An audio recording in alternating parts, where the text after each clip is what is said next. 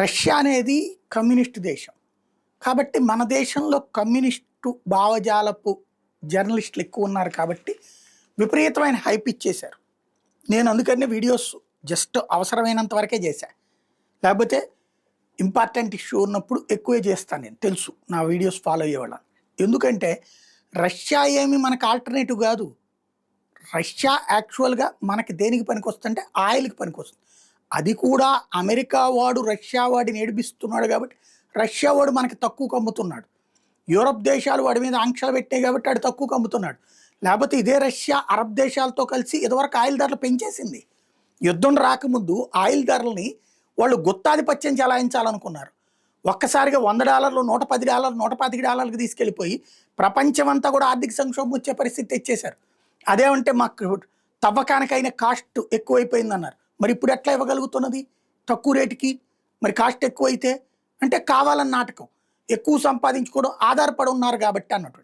ఒక రకంగా అమెరికా యుద్ధ వాతావరణాన్ని సృష్టించి ప్రపంచాన్ని ఆ విధంగా కాపాడిందని చెప్పాలి.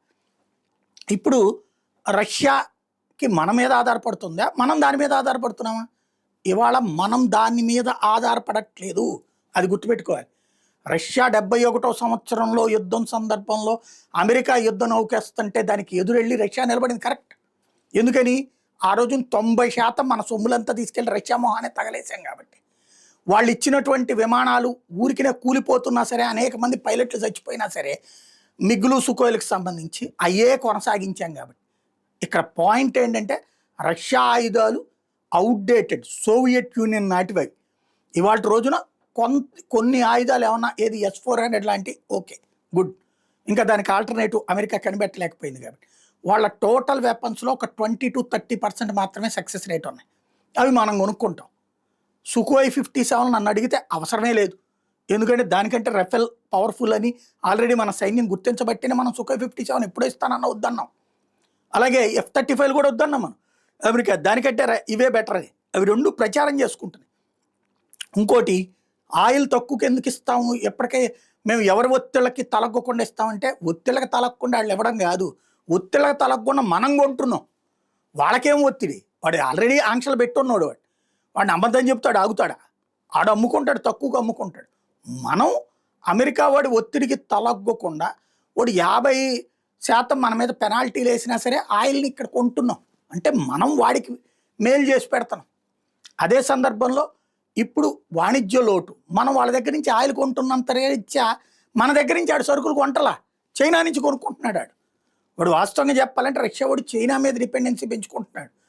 మనం ఇప్పుడు కాకపోతే ఏంటంటే మోడీతో ఎందుకు ర్యాపో ఎక్కువ మెయింటైన్ చేస్తాడు పుతిన్ అంటే, అంతర్జాతీయంగా వాళ్ళ ప్రపంచంలో అతిపెద్ద జనాభా కలిగిన దేశం, మనల్ని కాదనేది సాగదు. ఇంకొకటి, అతిపెద్ద మార్కెట్ ఉంది కాబట్టి వాళ్ళ సరుకులు కూడా ఇక్కడ కొనుక్కోవాలి, అమ్ముకోవాలి.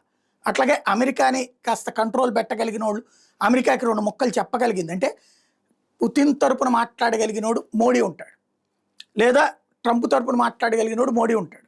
ఆ విధమైనటువంటి లెగసీ ఉంటుంది. అంటే పెద్దరికం ఉంది ఇండియాకి కాబట్టి ఉంది.